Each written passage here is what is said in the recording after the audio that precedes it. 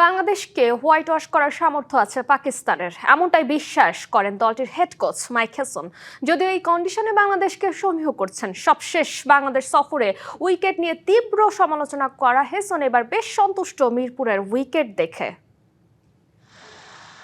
টি-20 বিশ্বকাপের ক্ষত না ভুলতেই বাংলাদেশে সিরিজ খেলতে হাজির পাকিস্তান। যদিও এই দলটাকে তারুণ্য নির্ভরই বলা যায়, কেননা বাবর সাদাবদের মতো অভিজ্ঞদের বাদ দিয়ে স্কোয়াডে 6 নতুন মুখ নিয়েছে ম্যান ইন গ্রিনরা।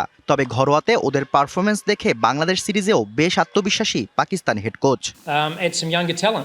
এটা দারুণ একটি দল। আমাদের বেশ কিছু নতুন মুখ আছে যারা শাহিনসে নিজেদের প্রমাণ করেছে এবং জাতীয় দলে সুযোগ পাওয়ার যোগ্যতা অর্জন করেছে। তাদের অন্তর্ভুক্ত করতে পেরে আমরাও আনন্দিত।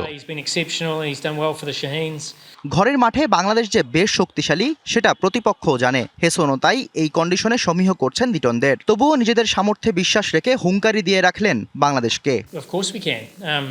অবশ্যই আমরা বাংলাদেশকে 3-0-তে হারাতে পারি, কিন্তু এই কন্ডিশনে তাদের আমরা সম্মান করি। বাংলাদেশ সাম্প্রতিক সময়ে অনেক বেশি ওয়ানডে ম্যাচ খেলেছে, তাই আমাদের এই ফরম্যাটের সাথে দ্রুত মানিয়ে নেওয়া জরুরি।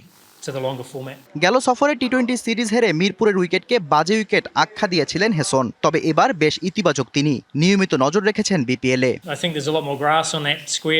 আগের চেয়ে অনেক ভালো উইকেট এবং ঘাসও দেখা যাচ্ছে। দুর্ভাগ্যবশত আগে যা ভালো ছিল না। তবে আমরা এবার বিপিএলও দেখেছি পিচগুলো ভালো আচরণ করেছে। ব্যাট বলের মধ্যে সত্যিকার লড়াই হওয়ার সম্ভাবনা আছে। এই সিরিজ সামনে রেখে সোমবার অনুশীলন শুরু করে পাকিস্তান। 11ই মার্চ প্রথম ওয়ানডেতে মাঠে নামবে দুদল। Shahriar Hossain, DBC news, Dhaka. নগদ নিয়ে এলো হার না মানা হার অফার।